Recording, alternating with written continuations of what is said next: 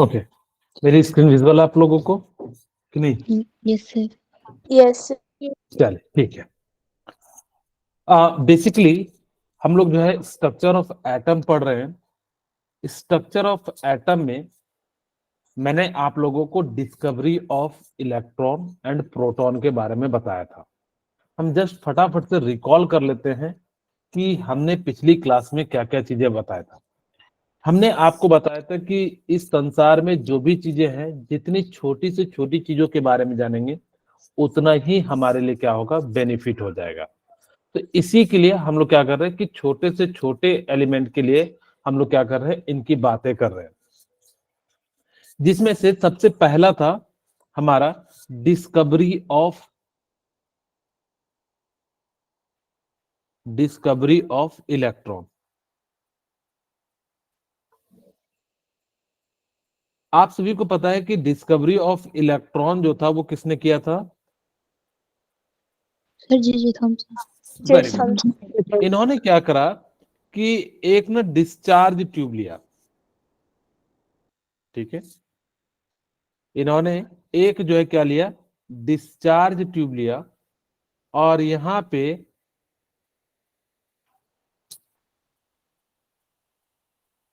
इस प्रकार से इन्होंने जो है हाई वोल्टेज के साथ टर्मिनल को जोड़ दिया।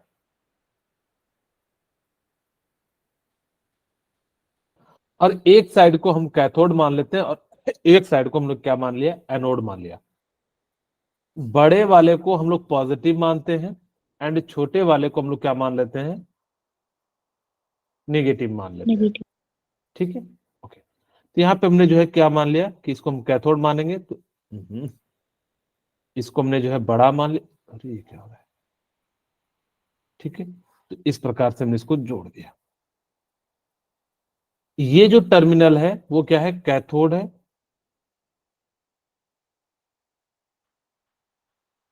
और ये वाला जो टर्मिनल है इसको हमने क्या कह दिया, एनोड। एनोड कह दिया। अब ये हुआ यूं कि यहां से रेज निकला कैथोड से, इसीलिए इसका नाम क्या पड़ गया, कैथोड रेज पड़ गया। इस रेज को हमने क्या करा, यहाँ पे वैक्यूम पंप भी लगा रहता है,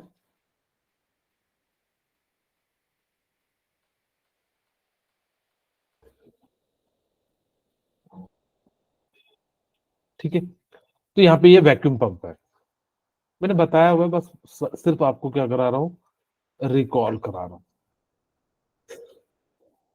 ठीक है।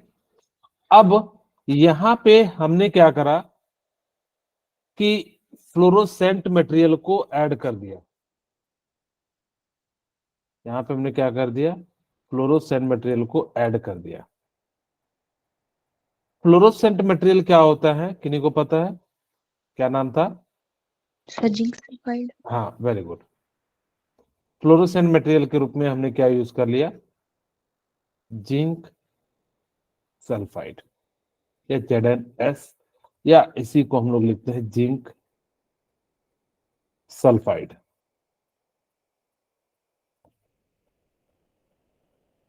ओके, अब हुआ यूं कि जैसे यहां से निकाले तो यहां पे जैसे टकरा रहा था तो ये क्या कर रहा था, ग्लो कर रहा था। जैसे इस पोर्शन पे टकराएगा तो ये क्या करने लग रहा था, ग्लो करने लग रहा था। तो इससे हमने क्या कहा कि यहाँ पे ये रेज आ रही होंगी, और ये कहां से निकल रही थी, कैथोड से।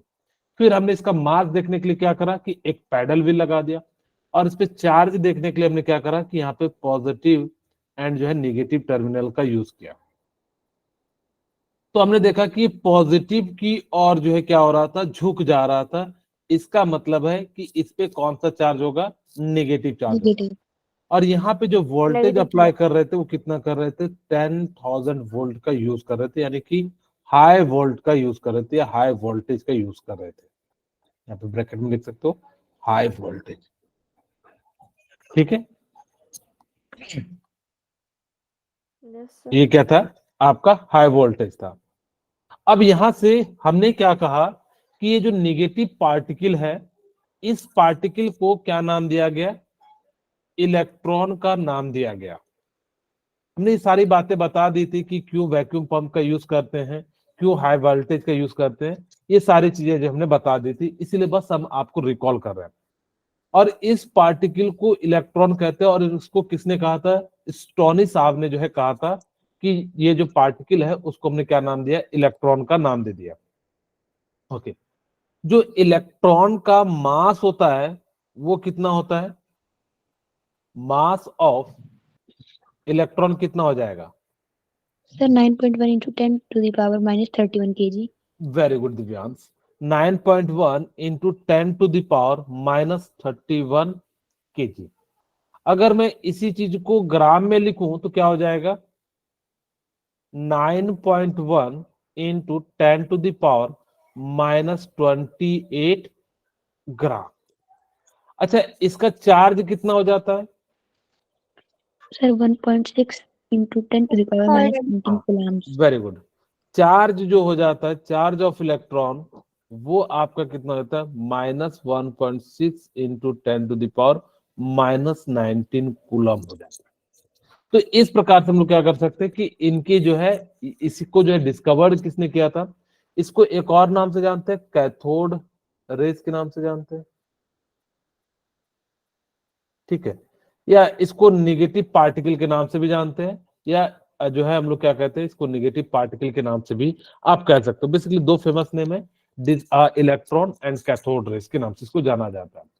ये बेसिकली था डिस्कवरी ऑफ इलेक्ट्रॉन, और इस पार्टिकल को नाम दिया गया इलेक्ट्रॉन, और इसका जो डिस्कवरी किया था किसने किया था, जे जे हाँ थॉमसन। ठीक है, वेरी गुड, आप लोगों को बहुत सारी चीजें याद भी हैं। अब हम बात करते हैं second, discovery of anode rays, discovery of anode rays, या इसको एक और नाम से जानते हैं कैनाल रेज, या एक और नाम किस नाम से जानते हैं, discovery of neutron, sorry proton,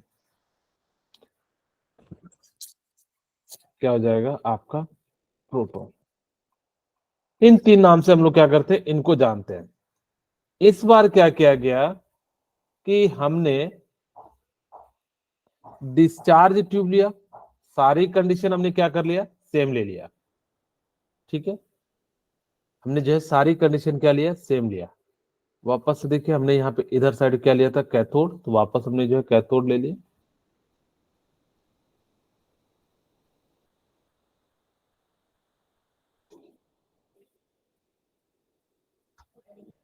छोटे वाले को नेगेटिव, बड़े वाले को पॉजिटिव कहते हैं, ठीक है। तो ये आपका एनोड हो गया,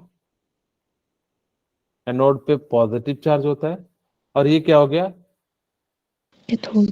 कैथोड, और कैथोड पे कैसा चार्ज होता है, नेगेटिव नेगेटिव। चार्ज है। एक्चुअल में थोड़ी सी और बातें बता देता हूँ कि जब डिस्कवरी ऑफ इलेक्ट्रॉन हुआ ना, तो जे जे थॉमसन से लोगों ने पूछा कि आप मुझे बताओ जे जे थॉमसन भैया, कि आपने कहा कि कोई भी एटम है तो उस पर सिर्फ और सिर्फ कैसा चार्ज है, नेगेटिव चार्ज है। तो इसका मतलब है कि कहीं भी पॉजिटिव दिखेगा तो उसको क्या करेगा, वो अट्रैक्ट करेगा। लेकिन सभी एटम तो एक दूसरे को अट्रैक्ट या रिपेल नहीं कर रहे थे, तो जिस कारण से इनके लिए जो है सबसे बड़ी दुविधा आ गई, और इस दुविधा को किसने फुलफिल किया, ई गोल्डस्टीन ने जो है यहाँ पे जो है इनकी बातों को पूरा किया। ओके, इस बार क्या किया कि इन्होंने यहाँ पे छोटे छोटे जो है कैथोड पे होल कर दिए, ठीक है, मैं दूसरे कलर से बना देता हूं।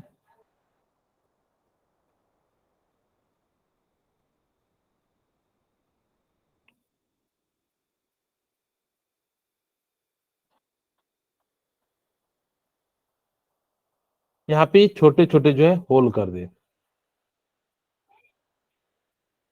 ठीक है। अब क्या हुआ कि यहां से रेज निकला। एक्चुअल में इसके अंदर जो हमने कौन सी गैस भरी थी, हाइड्रोजन गैस को फिल कर दिया था।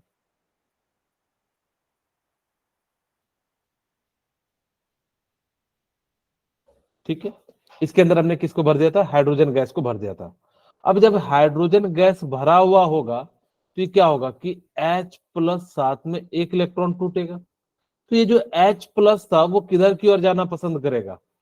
इस डायरेक्शन में जाना पड़ेगा। अब इस बार जो है वो लग रहा था कि वो कहां से निकल रहा है? आपका जो है एनोड से, इसीलिए इस रेज को हमने क्या नाम दे दिया? एनोड रेज नाम दे Cathode. दिया। एनोड रेज, क्योंकि एनोड से निकलता वो लेकिन इस बार एक्चुअल में एनोड से निकल नहीं रहा है, लेकिन ऐसा लग रहा है कि कहां से आ रहा है? एनोड से आ रहा है, और परफोरेटेड था तो यहां से पार करता हुआ जो है यहाँ पे जो है कि फ्लोरोसेंट मटेरियल पे टकरा गया। तो ये जो चार्ज थी इसी को हम लोग कहते हैं कैनाल रेज। कैनाल का मतलब होता है पॉजिटिव रेज। तो इसको हमने क्या कह दिया? आपका जो है पॉजिटिव रेज कह दिया, क्योंकि ये कहां से निकल रहे थे? एनोड से निकल रहे थे, इसलिए इसको एक और नाम से भी जाना गया। उसको हमने किस नाम से कहा? एनोड रे के नाम से जाना गया। ठीक है, यहाँ तक क्लियर हो गया होगा। अच्छा, यहां भी हमने क्या करा कि हाई वोल्टेज का यूज किया, और जैसे ही हाई वोल्टेज का यूज किया तो यहाँ पे लगभग लगभग कितना रखा? 10,000 वोल्ट रखा गया, या 10,000 वोल्टेज। तो यहाँ पे जो भी हाइड्रोजन होंगे वो किस में कन्वर्ट हो जाएंगे? आयन में कन्वर्ट हो जाएंगे। अब इस प्रकार से यहाँ पे अब एक बच्चा कहता है सर जब ये यहाँ से निकल नहीं रहा है तो एनोड रेज क्यों कहे? क्योंकि ऐसा लग रहा है कि एनोड से निकल रहा है, इसीलिए हमने इसको नाम दे दिया एनोड रेज। हो सकता है यहाँ से भी निकले, यहाँ से भी निकले, कहीं से भी निकल सकता है, लेकिन इसलिए जो हमने एनोड से निकल रहा था इसीलिए इसको हमने क्या नाम दे दिया? एनोड रेज नाम दे दिया। ठीक है, तो इस प्रकार से हम लोग जो है इसको जो है इसका जो हमने मास देखा, फिर से हमने पैडल व्हील रखाया, फिर जो है इसके अंदर जो इमेज देखा।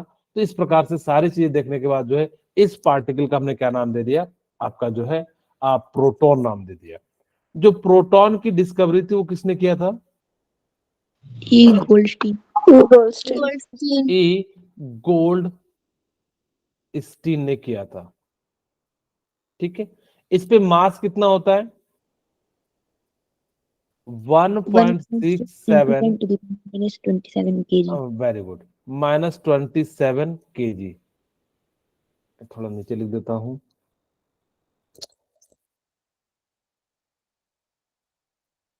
बैठ जा भाई।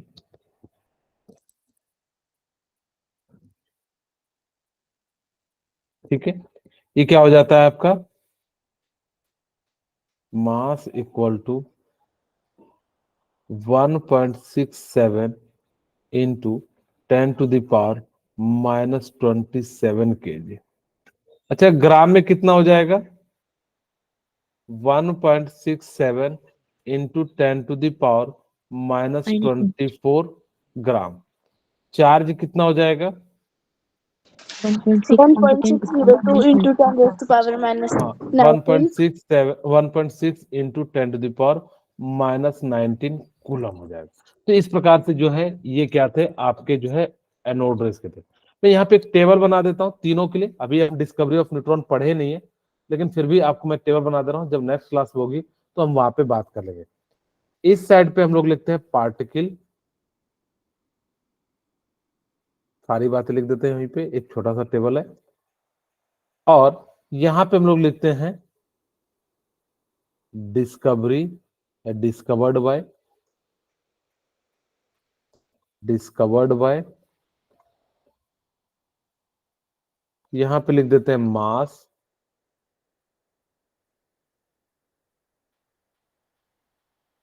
और यहां पे लिख देते हैं चार्ज।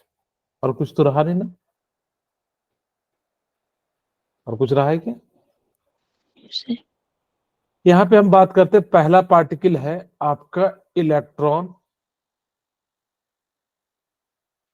तो इलेक्ट्रॉन का जो हो जाएगा,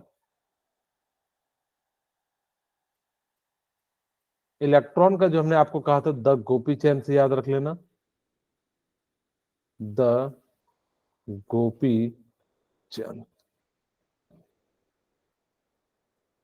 ठीक है, तो इसका जो खोज किया था जे थॉमसन ने।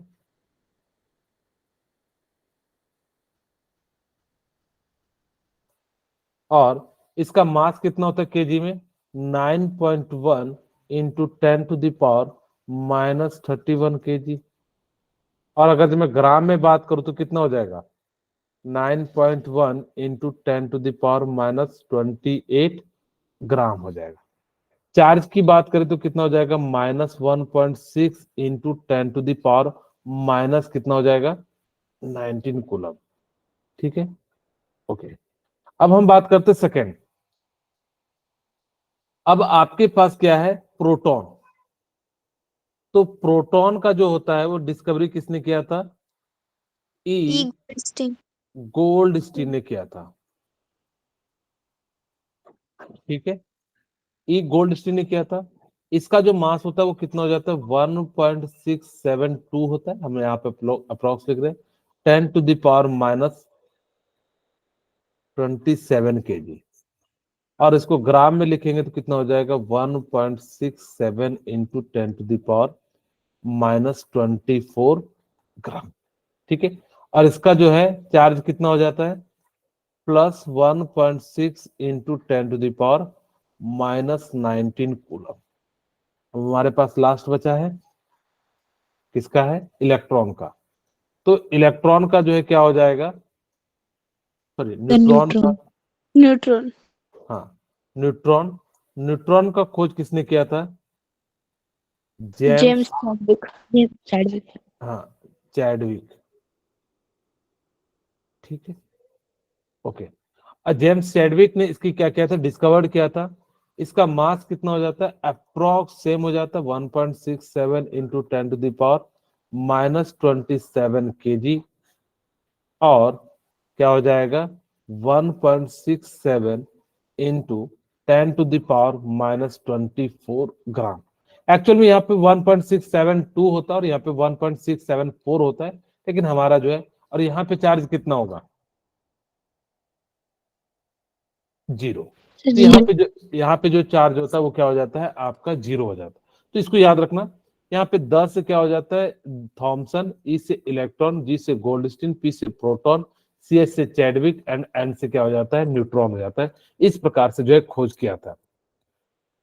अब हम बात करते हैं Niels Bohr atomic model and electronic configuration कि नील्स बोर ने क्या करा कि किस प्रकार से atomic model, bore atomic model दिया और उसका इलेक्ट्रॉनिक कॉन्फ़िगरेशन के आधार पे। इनका जो है पूरा नाम था अर्नेस्ट रदरफोर्ड। ये जो है कहां पे जन्म लिए?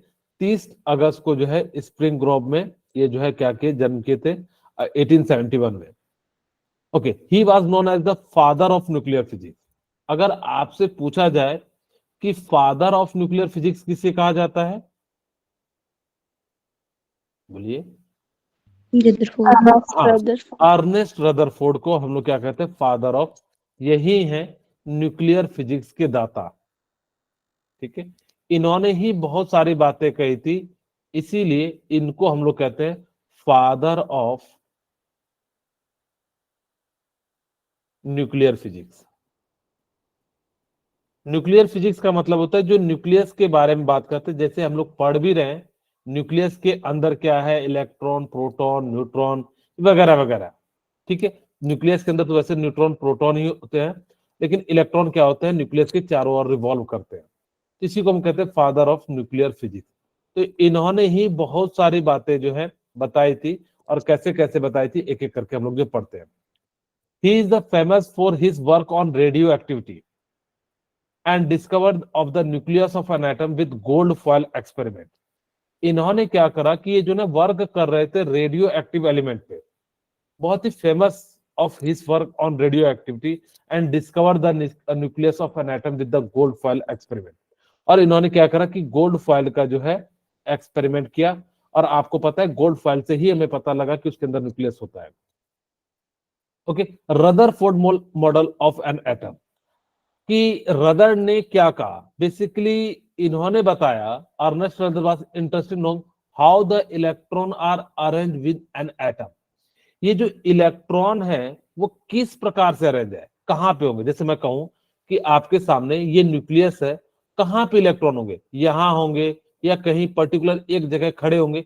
तो इन सभी चीजों के बारे में उन्होंने जो है जानने में इंटरेस्ट रखा था, इस कारण से ये जो है बताते हैं कि इलेक्ट्रॉन कहाँ कहाँ पे होगा। Second, Rutherford design an experiment for this. In this experiment इन्होंने क्या करा कि अल्फा पार्टिकल को मूव कराया थिन गोल्ड फॉइल में, और जैसे ही कराया, अभी मैं आपको सारी चीजें बताता हूँ कि कैसे इन्होंने किया। यहाँ पे देखिए ध्यान से, इन्होंने क्या करा कि एक जो है यहाँ पे अल्फा पार्टिकल का सोर्स लिया, ठीक है। अल्फा पार्टिकल किसे कहते हैं, किन्हीं को पता है? He++. Helium. हाँ, He++ को, हीलियम को नहीं, He++ को क्या कहते हैं? जो है अल्फा पार्टिकल। यहां से हमने क्या करा कि जो है रेडियो जो है रेस को पास कराया, वो भी किससे? स्लिट से, ठीक है, ओके। अब ध्यान से देखिएगा, उसके बाद हमने क्या करा कि ये जो है रेज है, इनको हमने क्या करा कि एक इस टाइप से जो है एक सर्कुलर थिन शीट ले लिया। वो पूरा बराबर होता है, यहाँ पे बराबर नहीं है तो समझ जाना, अभी आपको दिखा देंगे। और इस प्रकार से हमने जो है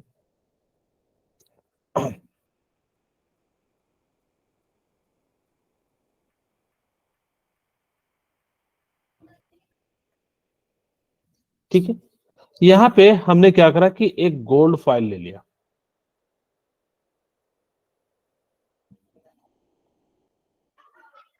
ठीक है, ओके। तो इसका नाम लिख देते हैं, ये बेसिकली क्या है? अल्फा सोर्स पार्टिकल है।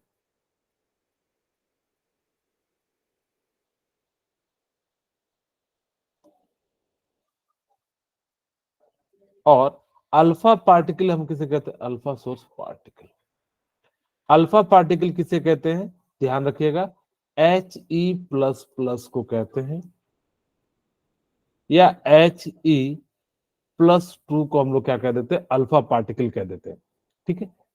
ये जो है आपका थिन शीट है, जिसको आप डिटेक्टर भी कह सकते हैं।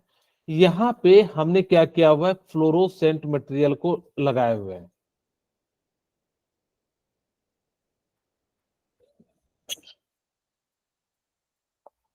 ये क्या है? आपका फ्लोरोसेंट मटेरियल है,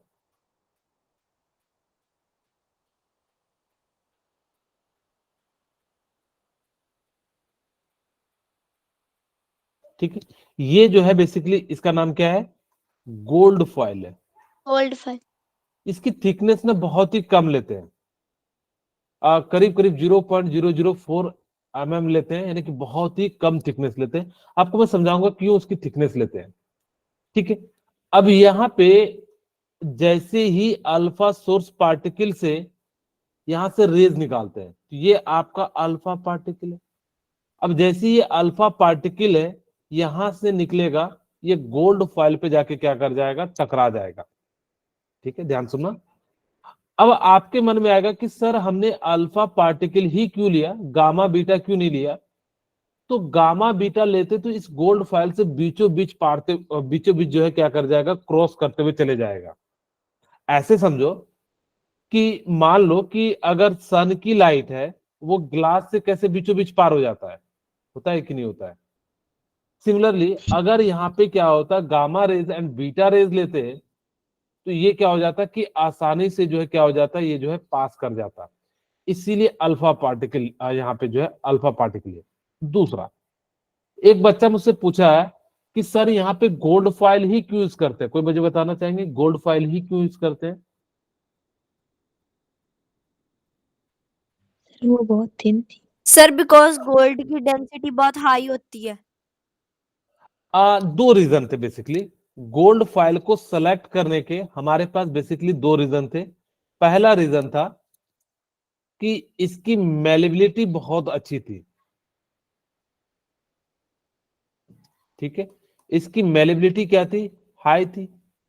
दूसरा रीजन था कि आप या तो इसको थिन शीट में कन्वर्ट कर सकते थे, इसका मास जो था वो बहुत ज्यादा हाई था। Mass is high from alpha particle. अब इसी दो कारण से हमने जो है इसको सेलेक्ट किया। अब कहोगे सर मास ज्यादा, तो आप किसी और को भी ले सकते थे। एक्चुअल में अगर आप यहाँ पे लिथियम का यूज करोगे तो ये क्या करेगा, अगर सपोज कीजिए कि अल्फा पार्टिकल जब बम्बार्ड कराओगे तो उसकी स्पीड क्या होगी, बहुत ज्यादा होगी। अगर उसकी स्पीड बहुत ज्यादा होगी तो वो क्या करेगा, उसके न्यूक्लियस के ही चीथड़े उड़ा देगा। अगर उसके चीथड़े उड़ा देगा तो आपको तो पता ही नहीं लग पाएगा। तो इसीलिए इन्होंने क्या करा कि यहाँ पे क्या करा कि अल्फा पार्टिकल की जगह पे यहाँ पे जो है गोल्ड फॉइल यूज किया। अब ऐसे समझो कि अगर मान लो कि मैं हवा में बॉल को फेंकूंगा तो वो पास हो जाएगा, लेकिन अगर मैं दो एग्जांपल देता हूं, मेरे पास मान लो दीवार है, दीवार समझते हो, घर का दीवार।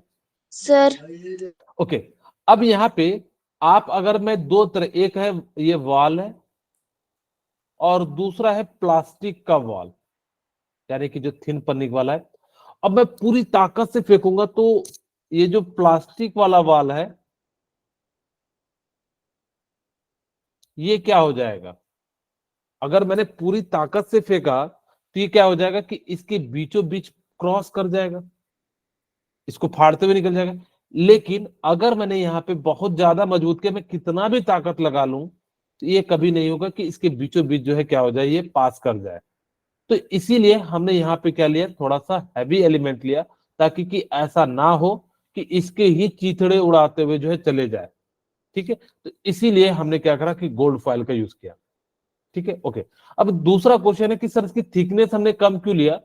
थिकनेस कम इसलिए लिया, अगर जो ज्यादा थिकनेस लेंगे तो वो इसके आसानी से रेस जो है पास नहीं हो पाएंगे, इसीलिए हमने इसकी थिकनेस को क्या कर दिया, कम कर दिया।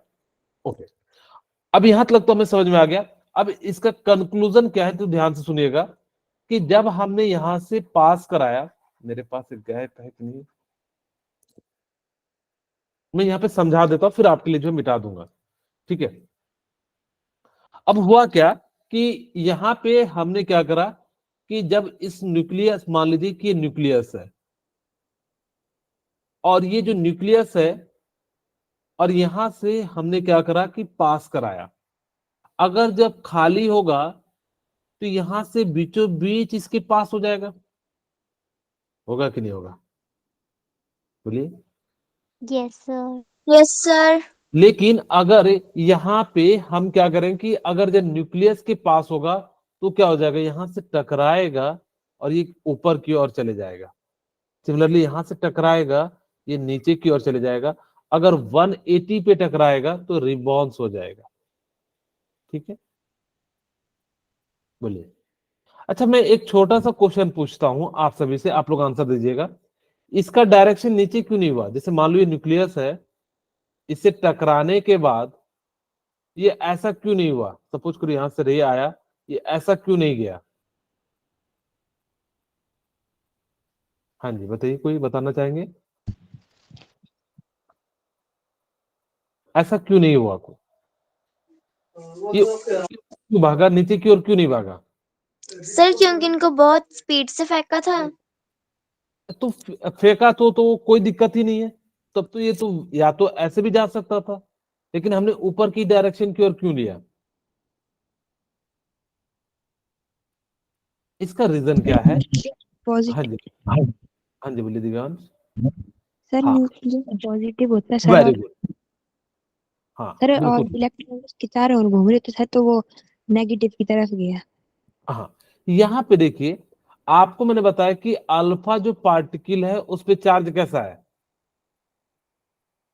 पॉजिटिव। पॉजिटिव। ये बेसिकली He++ है या He2+ है, और यहाँ न्यूक्लियस में भी क्या है, पॉजिटिव चार्ज है। तो टकराने के बाद क्या करेगा, रिपेल करेगा, करेगा कि नहीं करेगा। इसीलिए इसका जो डायरेक्शन हो जाता है वो कैसा हो जाता है, ऊपर हो जाता है। तो यहां से हमने क्या सीखा कि मोस्ट ऑफ द पार्ट जो है वो क्या था, वैकेंट था, और सेंटर में क्या था कि कुछ मास से, जिसके कारण वो क्या कर रहा था, रिपेल कर रहा था, और इसी को हमने क्या कह दिया, न्यूक्लियस कह दिया। तो रदरफोर्ड ने क्या करा कि फोर्ड के एटम में से न्यूक्लियस को निकाल दिया। याद रखने के लिए क्या करेंगे कि रदरफोर्ड ने क्या करा कि न्यूक्लियस में से एटम को फोड़ के हमने क्या कर दिया, निकाल लिया। ठीक है, तो इस प्रकार से हम लोग क्या कर सकते हैं, यहाँ पे इनको जो है याद रखेगा। ओके, अब हमारे पास यहाँ पे ये पता लग गया कि मोस्ट ऑफ द पार्ट जो है वैकेंट है, तो इसमें से 20,000 में से एक अल्फा पार्टिकल जो है वो रीबाउंस होती है। कितने में से 20,000 में से कितनी पार्टिकल रीबाउंस होती है? एक एक। पार्टिकल जो है क्या हो जाती है? रीबाउंस हो जाती है। और आपको मैं बताऊं कि अगर टेनिस बॉल या मान लो कि जो क्रिकेट खेलते हैं, क्रिकेट की बॉल समझते हैं आप लोग? जैसे हाँ, अगर उसका ये बॉल है तो एटम का जो साइज होगा बड़े से स्टेडियम के बराबर होगा। कितना अंतर, ध्यान से सुनो, कितना बड़ा वैकेंट होगा कि एक छोटा सा बॉल और स्टेडियम में कितना बड़ा है, उसमें अगर आप रे पास करेंगे तो सारे की सारी रे कैसी हो जाएंगी? पास हो जाएंगी। तो इसीलिए यहां से हमें पता लगा कि एटम में स्पेस क्या होता है? भरा हुआ होता है या खाली होता है? सर खाली। खाली होता है। और सेंटर में क्या होता है? सर भरा। भरा हुआ। हाँ, यानी कि भरा हुआ। सेंटर में जो है मास होता है, और मास वहां पे सिर्फ और सिर्फ कैसा होता है? पॉजिटिव होता है। अब यहाँ पे देखिए, टेक सोर्स ऑफ अल्फा रे, हमने क्या करा कि एक अल्फा सोर्स का जो है कोई लिया, they are beam of positively charge particle. Basically हमने बता दिया कि अल्फा पार्टिकल किसे कहते हैं? He++ को हम लोग क्या कह देते हैं? अल्फा पार्टिकल कह देते हैं। ठीक है, ओके। अब हमने क्या करा कि यहाँ पे एक गोल्ड फाइल है, ठीक है, इसके सामने हमने क्या रखा, यहाँ से जो है रेज निकलेगी और गोल्ड फाइल पे जो है टकरा जाएगी। Okay, thin sheet made up of gold foil, और इसको हमने क्या करा कि एक जो है keep screen to detect the alpha rays. अच्छा, यहाँ पे ध्यान दीजिएगा, वापस से हम लोग जो है एक छोटी सी बात बता देते हैं। यहाँ पे ऐसा नहीं है कि एक ही रेज आएगी, यहाँ पे क्या होगा कि बहुत सारे रेज आएंगे, अलग अलग डायरेक्शन में जाएंगे। ठीक है, कुछ इस डायरेक्शन में, और एक जो होगा वो 90 डिग्री पे क्या हो जाएगा? रिटर्न हो जाएगा। तो इस प्रकार से हम लोग जो है इसको कहेंगे। यहाँ पे भी जा सकता है और ये यहाँ पे भी जा सकता है। ठीक है, तो इस प्रकार से हम लोग जो है ये बातें बता दे। अब वापस से चलते हैं, हमारे पास यहाँ पे क्या हो गया कि ये जो है ना थिन शीट से बना हुआ है, और जब हमने यहाँ से स्लिट का काम क्या होता है, कोई बताना चाहेंगे? सर उससे एक ही पार्टिकल गुजर सकता है। हाँ, यानी कि प्रिसाइज मैनर में रेस को जाने देगा अल्फा पार्टिकल को। अगर ये चारों तरफ से खोल दोगे तो किधर से टकराएगा तो हमें तो पता ही नहीं लगेगा। इसीलिए हम लोग क्या करते हैं, प्रिसाइज मैनर में जो है यहाँ से जो है जाते हैं। अब जैसे ही हमने रेस पास किया तो देखा कि सीधा सीधा जो है क्या हो गया? पास हो गया। ये अल्फा शॉर्ट पार्टिकल है। यहाँ पे हम लोग जो है कोई भी रेडियो एक्टिव एलिमेंट का यूज कर लेते हैं। कोई भी आप क्या कर सकते हैं? रेडियो एक्टिव एलिमेंट का हम लोग क्या करेंगे? यूज करेंगे। ठीक है, ओके। तो यहाँ पे हमने क्या करा कि कोई भी रेडियो एक्टिव एलिमेंट का जो है हमने क्या करा, यहाँ से जो यूज किया। अब जैसे ही यहाँ से ये पास होगा, अगर खाली होगा तो सीधे सीधे जो है क्या हो जाएगा? गोल्ड फाइल को पास करते हुए यहाँ से क्या हो जाएगा? निकल जाएगा। और यहाँ पे ऐसा ही हुआ। Let's see the behind, let's see the reason behind this performing a simple experiment. इसके पीछे हम जो है लॉजिक जानते हैं कि इसके पीछे क्या है। ऐसे समझिए, मान लीजिए कि आप लोगों ने देखा होगा कि जो गार्डन होते हैं, जो खेती करते हैं, वो लोग ना इस तरीके का क्या करते हैं, मतलब जो है फेंसिंग कर देते हैं, या बेसिकली जो है तार से बांध देते हैं, या जो है लकड़ी का जो है वो लगा देते हैं, ताकि कि कोई भी एनिमल जो है उनके खेत में ना जाए। अब आपने क्या करा कि जैसे ही यहां से कोई पत्थर फेंका, अगर खाली वाले जगह से जाएगा तो क्या हो जाएगा? पास हो जाएगा। और अगर इससे इस लकड़ी से टकरा जाएगा तो क्या हो जाएगा? वापस आ जाएगा। तो वही कहता है stand near fence and throw stone toward the fence. और जैसे ही देखिए इस बच्चे ने क्या करा कि एक पत्थर को लिया और इसको जो फेंका, यहाँ पे देखिए जैसे ही फेंका ये बीचों बीच जा रहा है। अगर बीचों बीच जाएगा तो यहाँ से क्या हो जाएगा? दे first ray pass through the gold seat, और इसके बीचों बीच से क्या हो जाएगा? ये पास हो जाएगा। ठीक है, अब हो सकता है कि सेकंड थ्रो फेंकिए और जैसे ही यहाँ पे करेंगे तो ये क्या हो जाएगा? यहाँ पे जो है फंस जाए, टकरा जाए, तो जिस कारण से अब जो है पास नहीं होगा। और जैसे ही पास नहीं होगा तो क्या हो जाएगा? रिटर्न हो जाएगा। वही कहते हैं there is lot of empty space between the two planks of the fence. यहाँ पे जो है बहुत ज्यादा गैप था। The stone passes through the fence, और जिस कारण से पास हो गया। Similarly in the gold atom there is lot of empty space from where the alpha rays passes. और जिस कारण से यहाँ पे क्या हो जाएगा, आपका अल्फा रेज जो है पास कर जाएगा। अब लेकिन जैसे ही क्या होगा कि यहाँ पे टकराने के बाद ना रिटर्न हो जा रहा है, जब आपके बिल्कुल उसके जैसे पास होगा तो यहाँ पे क्या हो जाएगा, वो टकराएगा और टकराने के बाद क्या हो जाएगा, रिटर्न गिर जाएगा। यहाँ पे तो वही हो गया, लेकिन जब यहाँ पे रेज होती है, इसके टकराने के बाद क्या हो जाती है कि इधर उधर चली जाएगी। एक बात और याद रखिएगा कि स्मॉल एंगल वाले जो ना डिफ्लेक्शन ज्यादा होते हैं, लार्ज एंगल वाले जो डिफ्लेक्शन कम होते हैं। इसका मतलब है कि इस पर्टिकुलर रीजन में बहुत सारे रेज होंगे, आपको अगर ये कहोगे तो इस रीजन में बहुत सारे होंगे, लेकिन इधर इधर जितना ज्यादा एंगल होगा उतना ज्यादा जो है आपके क्या होते चले जाएंगे, कम होते चले जाएंगे। तो इसीलिए जो हम लोग क्या करेंगे, इस प्रकार से इसको जो है लिख लेंगे। Okay, why does this happen? ऐसा इसलिए हुआ क्योंकि सामने क्या मिल गया, आपको फेंस मिल गया, और फेंस से टकराने के बाद जो है क्या हो गया, वो जो है मतलब जो है नीचे जो है बैठ गया। ठीक है, similarly in the gold atom there is positively charge part which turn the positive charge alpha raise.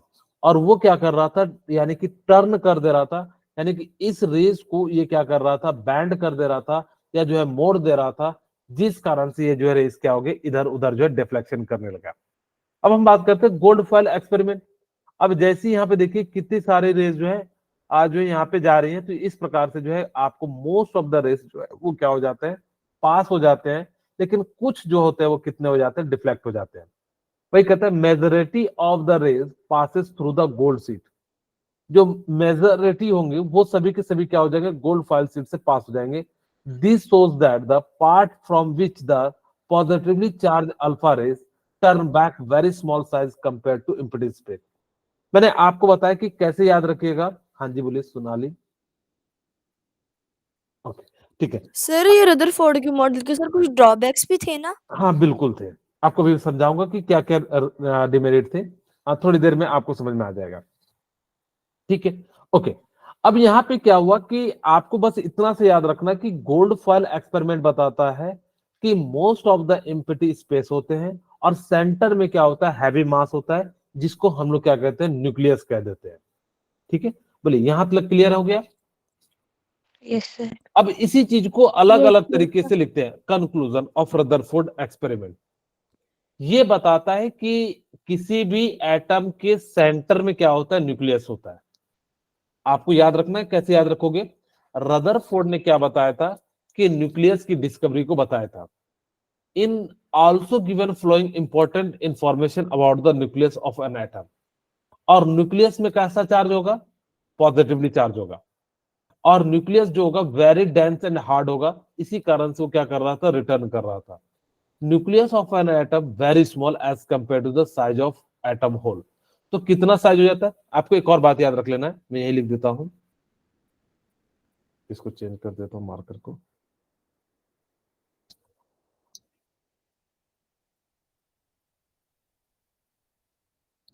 ठीक है, अब मैं यहां पे बताता हूं, रेडियस ऑफ एटम जो होता है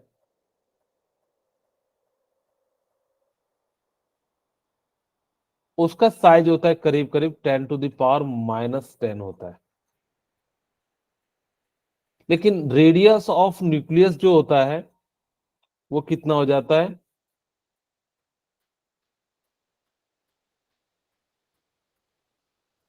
10⁻⁻15 हो जाता है मीटर में। ठीक है, तो इस प्रकार से सोचिए कितना बड़ा होगा, क्योंकि बहुत छोटा है, 5 टाइम्स यानी कि 1,00,000 टाइम्स क्या है, छोटा है रेडियस ऑफ न्यूक्लियस। तो इसी कारण से हम लोग कहते हैं कि जो साइज ऑफ एटम होता है या न्यूक्लियस होता है, न्यूक्लियस के कंपैरिजन में एटम का साइज बहुत बड़ा होता है। या ऐसे कह सकते हो कि आपको मैंने एक एग्जांपल के रूप में बताया कि आप क्या कीजिए कि किसी बॉल को लीजिए और उस बॉल को आप क्या कीजिए, बड़े से स्टेडियम के रूप में कंपैरिजन कीजिए। जो बॉल का साइज होगा वो आपका न्यूक्लियस हो जाएगा, और स्टेडियम का जो साइज होगा वो एम्प्टी स्पेस होगा, या उसका जो है पूरा का पूरा वो क्या है, एटम है। तो इसीलिए इसका जो साइज होता है न्यूक्लियस का बहुत छोटा हो जाता है। The radius of nucleus has been found to be about 10⁵ times smaller than the radius of the atom. मैं इस चीज को ना थोड़ा सा एक पेज ऐड करके आपको समझा देता हूं। ठीक है, जस्ट एक पेज में ऐड करके यहाँ पे आपको एक क्वेश्चन समझाता हूँ।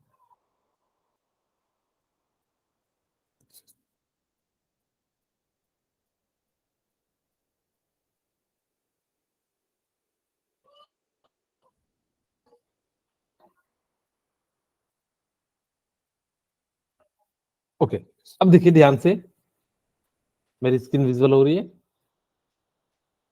एक क्वेश्चन पूछा जाता है, Yes, sir. What is the ratio, what is the ratio of atomic radius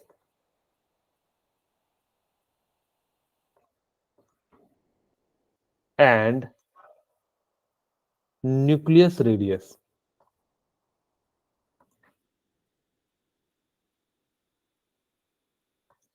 ठीक है, ऑप्शन है 10 to the power 5, B 10 to the power -5, C 10 to the power -10, D 10 to the power 10। ठीक है, अब आपको बताना है कि इसमें से कौन सा इसका जो है राइट आंसर है। तो ध्यान से देखिएगा, अगर हमसे जो है पूछा है कि इसका जो है रेशियो, तो आपको पता है कि रेशियो निकालना है, तो जिसका जिसका कहा है हम उसका उसका क्या कर लेंगे, रेशियो निकाल लेंगे। तो ऊपर में हम लोग किसका लिखेंगे, एटॉमिक रेडियस। ठीक है, ऊपर में हम लोग क्या लिखेंगे, एटॉमिक रेडियस लिखेंगे। नीचे में हम लोग क्या लिखेंगे, न्यूक्लियस का रेडियस। ठीक है, आपको मैंने अभी बताया कि एटॉमिक रेडियस का साइज कितना होता है, 10 to the power 10 -10। मीटर। अच्छा, इसी चीज को आपको एक एंगस्ट्रॉम भी दिया रहे तो आप एक एंगस्ट्रॉम भी ले लेना। दूसरा, न्यूक्लियस का जो रेडियस है वो क्या हो जाएगा आपका 10 to the power -15। ठीक है, अब यहां से उसको ऊपर ले जाएंगे तो क्या हो जाएगा 10 to the power -10 + 15। तो इसकी वैल्यू कितनी हो जाएगी 10 to the power 5। तो आपसे पूछा जाए कि कितना टाइम्स ज्यादा है, तो आप सिंपली क्या कहिएगा 10 to the power 5 टाइम्स क्या हो जाएगा आपका जो है ज्यादा हो जाएगा। बोलिए, यहाँ तक क्लियर है? Okay, Yes. अब हम बात करते हैं ड्रॉबैक ऑफ रदरफोर्ड मॉडल कि क्या क्या जो है इनकी कमियां थी। सबसे पहले कमी थी, मैं आपको समझा देता हूं। रदरफोर्ड ने क्या कहा कि अगर उस समय के अनुसार से मैक्सवेल थ्योरी की बात करें तो मैक्सवेल थ्योरी क्या कहता है कि अगर कोई भी चार्ज पार्टिकल घूमेगा, अगर मान लीजिए कोई भी चार्ज पार्टिकल है वो घूमेगा तो अपनी एनर्जी को क्या करेगा, रेडिएट करेगा। अगर वो एनर्जी को रेडिएट करेगा तो कुछ समय के बाद जो है वो कहां पे आ जाएगा आपका न्यूक्लियस में। मान लो यहां से घूमना शुरू किया, धीरे धीरे धीरे धीरे धीरे धीरे क्या हो जाएगा, वो न्यूक्लियस में क्या आ जाएगा, मर्ज कर जाएगा। ऐसा होता तो हर किसी एटम का साइज क्या होते चले जाता, डिक्रीज करते चले जाता। जिस कारण से हमने कहा कि ये जो बात है, उन्होंने कहा कि चार्ज पार्टिकल है, उन्होंने कहा क्या क्या, मैं 3 बातें बता देता हूं। इन्होंने कहा कि most of the space are empty in the atom, first point. Second, उन्होंने क्या कहा, nucleus have very dense and positive charge. जो न्यूक्लियस है उसके हम क्या होता है, बहुत ही पॉजिटिव चार्ज होता है, एंड क्या होता है, वो डेंस होता है। थर्ड पॉइंट क्या कहा कि electron are revolve around the nucleus. Electron जो होंगे वो क्या होंगे, सर्कुलर पाथ पे जो है रिवॉल्व कर रहे होंगे। तो जब उन्होंने से साइंटिस्ट ने पूछा कि आप मुझे बताइए रदरफोर्ड साहब कि अगर इलेक्ट्रॉन रिवॉल्व कर रहा है, अगर हम जैसे मान लेते हैं कि किसी को किक मारते हैं तो कुछ दूरी के बाद जाने के बाद क्या हो जाता है, बॉल रुक जाती है। तो उनसे भी पूछा कि जब हमारे पास कोई भी चीज चलता है तो कुछ समय के बाद उसकी एनर्जी क्या हो जाती है, कम हो जाती है। तो यहाँ पे इलेक्ट्रॉन की एनर्जी क्यों नहीं कम हो रही है, क्यों बराबर जो है लगातार जो है घूमते चले जा रहा है। तो इस चीज को इन्होंने जो है एक्सप्लेन नहीं कर पाया, इन्होंने जो है नहीं बता पाया कि क्यों जो है ऐसा। हमें सबको पता है कि जब भी कोई भी चीज घूमता है तो उसकी एनर्जी कम होती है। उस हिसाब से यहाँ भी इलेक्ट्रॉन घूम रहा था, तो इसकी एनर्जी क्या होनी चाहिए, कम होनी चाहिए, और धीरे धीरे धीरे धीरे किसमें आ जाना चाहिए था, न्यूक्लियस में जाके मर्ज कर जाना चाहिए था। लेकिन एक्चुअल में ऐसा नहीं होता है, तो ये उनकी सबसे बड़ी बिगेस्ट ड्रॉबैक थी। ठीक है, ओके। अब हम बात करते हैं इन्होंने क्या कहा, देखिए, a major drawback of Rutherford model of the atom is that it does not explain the stability of atom. इन्होंने ये नहीं बता पाया कि जब इलेक्ट्रॉन सर्कुलर पाथ में घूमेगा, उस समय के अनुसार से मैक्सवेल ने कहा था कि every charge particle loses it's energy when it's move. जब वो मूव कर रहा होगा तो वो अपनी एनर्जी को डिक्रीज करेगा, और जब वो डिक्रीज करेगा तो धीरे धीरे धीरे धीरे क्या हो जाना चाहिए था, न्यूक्लियस में मर्ज कर जाना चाहिए था। लेकिन एक्चुअल में नहीं हो पा, ये जो है नहीं हो पा रहा था। दूसरा, any particle in circular orbit would be undergo acceleration. इन्होंने ये भी नहीं बता पाए क्यों ये सर्कुलर पाथ में घूम रहे हैं, और ये क्यों एक ही फिक्स पाथ में जो है बार बार जो है घूमते रहते हैं, इसके बारे में भी जो है इन्होंने नहीं बता पाया था। ठीक है, third point, during acceleration charge particle would radiate energy. अगर जब ये क्या होगा, मान लो कि कोई एक एटम है, तो यहाँ पे क्या हो रहा है कि हमारे पास क्या होगा कि यहाँ पे अगर कोई एनर्जी इलेक्ट्रॉन ले रहा है या दे रहा है, इस दौरान जो है कैसे एनर्जी को रेडिएट कर रहा है या जो है गेन कर रहा है, इसके बारे में जो है इन्होंने जो है बातें नहीं बता पाया। जैसे मान लो कि यहाँ से इलेक्ट्रॉन रिलीज होगा, और जैसे ही इलेक्ट्रॉन रिलीज होगा तो यहाँ पे क्या आ जाएगा कि एनर्जी जो है क्या होगा, रिलीज होगा। तो इन सब चीजों के बारे में जो सॉरी इलेक्ट्रॉन गेन करेगा तो एनर्जी रिलीज होगा।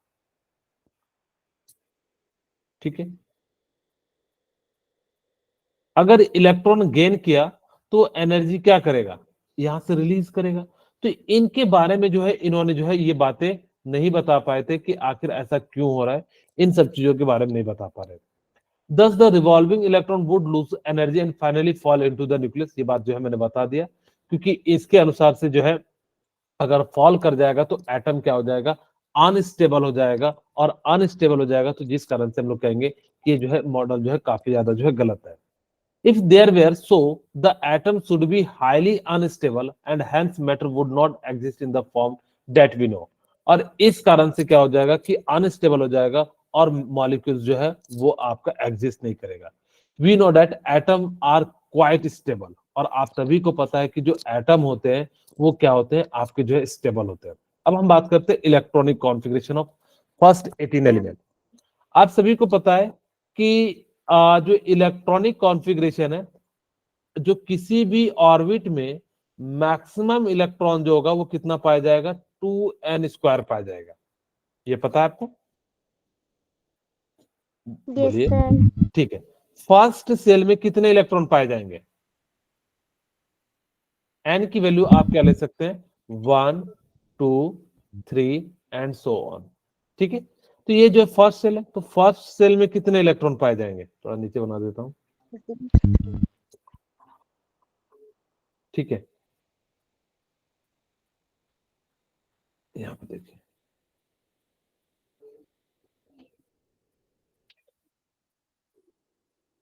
अब यहाँ पे देखिए मेरे पास मान लीजिए कि ये क्या है, न्यूक्लियस है, और यहाँ पे हमारे पास क्या है कि ये सारे जो है सेल है, इसको एनर्जी सेल भी कहते हैं। और जैसी ये एनर्जी सेल है, ठीक है, तो यहाँ पे जो इलेक्ट्रॉन होगा 2n², यानी कि n की वैल्यू अगर मैं 1 लूं तो 2n² के अनुसार से कितना हो जाएगा, 2 × 1 का स्क्वायर, 2 × 1 का स्क्वायर कितना हो जाएगा, 2 हो जाएगा। इसका मतलब है फर्स्ट सेल में कितने इलेक्ट्रॉन होंगे, 2 इलेक्ट्रॉन होंगे। सिमिलरली n = मैं 2 लूं तो 2 × 2 का स्क्वायर, तो यहाँ पे सेकेंड सेल में कितने इलेक्ट्रॉन हो जाएंगे, 8 इलेक्ट्रॉन हो जाएंगे।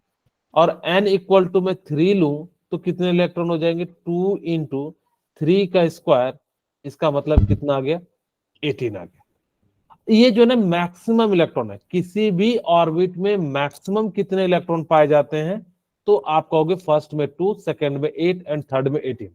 लेकिन आपको याद रखना कि मैजिक नंबर जो होता है वो क्या होता है 2,8, 8, 18, 18, जो है 32 होता है। ठीक है, इसको हम लोग कहते हैं मैजिक नंबर, इसी के अनुसार से पाया जाता है। अब एक बच्चा मुझसे पूछता है कि अगर मुझसे मान लो कि सर थर्ड सेल में आपसे इलेक्ट्रॉन पूछ दे, हम 8 मारेंगे कि 18 मारेंगे? अगर आपके एग्जाम में क्वेश्चन आ गया तो आप बताइए 8 मारिएगा 18? अगर वो मैक्सिमम नहीं कह रहा है, अगर वो लिखा है कि find the maximum electron in third energy level या थर्ड ऑर्बिट सेल या थर्ड सेल, तब आप मैक्सिमम वर्ड आएगा तो मैक्सिमम लेना 2n²। और अगर जब आपसे मैक्सिमम की बात नहीं कर रहा है तो आपको क्या लेना है 2, 8, 8, 18, 18, 32 क्या करना है, लेना है। ठीक है, तो यहाँ पे हमारे पास कितना हो जाएगा 2, 8, 8, और यहाँ पे जो है थर्ड वाले में जो आएगा जो फोर्थ वाले में कितना आ जाएगा आपका 18 आ जाएगा। इसी के अनुसार से हमें क्या करना है, इलेक्ट्रॉनिक कॉन्फ़िगरेशन यानी कि इलेक्ट्रॉन का अरेंजमेंट कराना है। In order to explain the stability of an atom and overcome the objection against the Rutherford model, Niels Bohr give a new arrangement. जो भी रदरफोर्ड की कमियां थी ना, वो सारे के सारे किसने दूर की थी? नील्स बोर साहब ने जो है क्या किया था, दूर किया था। हम जब नील्स बोर की थ्योरी बताएंगे तो वहां पे आपको एक्सप्लेन करेंगे कि कैसे इन सभी चीजों को जो है आपको जो है यहाँ पे दूर किया गया था। अच्छा, सबसे पहले मैं एक छोटा सा पेज ऐड करके आपको इनके जो है इलेक्ट्रॉनिक कॉन्फ़िगरेशन बता देता हूँ, वैसे तो आगे है। ठीक है, ये है नील्स बोर साहब, ये जो है आपके कहाँ पे पढ़े थे, कोपेनहेगन यूनिवर्सिटी में पढ़े थे, फिजिक्स के लेक्चरर थे। इनको जो है 1922 में जो है क्या मिला था, नोबेल प्राइज मिला था। ठीक है, among professor Bohr's numerous writing 3 appearing as a book are, इन्होंने जो है क्या लिखा था, 3 बुक लिखा था। पहला तो the theory of spectra and atomic constitution, कि किस प्रकार से जैसे कि हमारे जो फिंगरप्रिंट होते हैं ना, उसी तरह से एलिमेंट का भी क्या होता है, स्पेक्ट्रम होता है। और हर एक एलिमेंट का स्पेक्ट्रम जो होता है वो बिल्कुल यूनिक होता है। जैसे ह्यूमन का जो फिंगरप्रिंट है वो किसी से मैच नहीं करता है, उसी तरह से एलिमेंट का भी जो स्पेक्ट्रम आता है वो जो है आपका क्या करेगा, मैच नहीं करेगा। दूसरा इन्होंने दिया था एटॉमिक थ्योरी, एंड तीसरा दिया था डिस्क्रिप्शन ऑफ नेचर, कि किस प्रकार से जो हमने बात किया था। तो थोड़ा सा आपको एक पेज ऐड करके जो है इलेक्ट्रॉनिक कॉन्फ़िगरेशन पहले बता देता हूँ। यहाँ पे मैं एक पेज ऐड कर देता हूँ।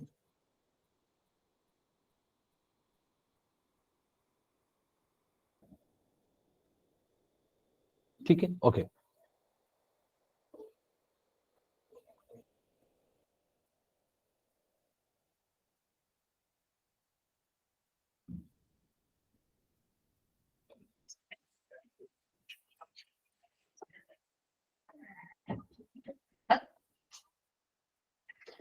अगर मुझे मान लीजिए कि किसी का इलेक्ट्रॉनिक कॉन्फ़िगरेशन लिखना हो तो कैसे लिखेंगे? ठीक है, ओके। अब हमारे पास यहाँ पे मान लीजिए कि सपोज कीजिए कि किसी एलिमेंट का, जैसे हाइड्रोजन है, तो हाइड्रोजन का हमारे पास फर्स्ट सेल में मैक्सिमम कितने इलेक्ट्रॉन हो सकते हैं? 2, तो एक तो हो ही सकता है। फिर उसी प्रकार से हम लोग क्या लिखेंगे, हीलियम, तो हीलियम मैक्सिमम कितना लिख सकता है फर्स्ट ऑर्बिट में? 2, तो हम लोग 2 लिख दिए। लेकिन ध्यान रखिएगा कि जैसे ही लिथियम आ जाए, ठीक है, हमारे पास लिथियम आ गया, तो इस बार फर्स्ट सेल में तो 2 इलेक्ट्रॉन रहेंगे, लेकिन थर्ड वाले सेल में कितना हो जाएगा, आप मैक्सिमम फर्स्ट में कितने इलेक्ट्रॉन रख सकते हो? 2, और उससे ज्यादा जैसे हो जाएगा तो हम किस में करेंगे, सेकंड में। तो इसी प्रकार से लिथियम के बाद क्या आ जाता है आपका बेरिलियम, तो यहाँ पे कितना हो जाएगा आप मुझे बताइए, 2,2 हो जाएगा। बोरॉन का कितना हो जाएगा, 2,3 हो जाएगा। बेरिलियम, बोरॉन, कार्बन का कितना हो जाएगा, 2,4 हो जाएगा। ठीक है, और बोरॉन, कार्बन, उसके बाद किसका हो जाएगा, नाइट्रोजन, तो कितना हो जाएगा, 2,5 हो जाएगा। ठीक है, और इसी तरह से फिर आपके पास किसका हो जाएगा, ऑक्सीजन का, तो कितना हो जाएगा, 2,6 हो जाएगा। फिर ऑक्सीजन के बाद किसका हो जाएगा, फ्लोरीन का हो जाएगा, तो 2,7 हो जाएगा। इसी प्रकार से आपके पास क्या हो जाएगा, नियॉन, तो नियॉन का कितना हो जाएगा, 2,8। सोडियम का ध्यान रखिएगा कितना हो जाएगा 2,8,1 9 मत लिख देना, तो इसका कितना हो जाएगा आपका जो है 1 हो जाएगा। इसी तरह से सोडियम के बाद क्या आता है मैग्नीशियम का, तो मैग्नीशियम का कितना हो जाएगा 2,8,2 हाँ, और एल्युमिनियम का कितना हो जाएगा 2,8,3 हो जाएगा, एंड सिलिकॉन का कितना हो जाएगा 2,8,4 हो जाएगा। Very good. अब यहाँ पे हमारे पास 15 किसका हो जाता है फास्फोरस का, तो 2,8, क्या हो जाएगा 5। सल्फर का कितना हो जाएगा 2,8,6, एंड क्लोरीन का कितना हो जाएगा 2,8,7, और आर्गन का कितना हो जाएगा 2,8,8 हो जाएगा। ठीक है, तो इस प्रकार से हम लोग क्या कर सकते हैं इनके जो है इलेक्ट्रॉनिक कॉन्फ़िगरेशन को लिख सकते हैं। इससे नेक्स्ट चीजें जो है नेक्स्ट क्लास में बात करेंगे। ठीक है, अगर किन्हीं को कुछ डाउट है तो आप लोग पूछ सकते हैं। No sir. ओके।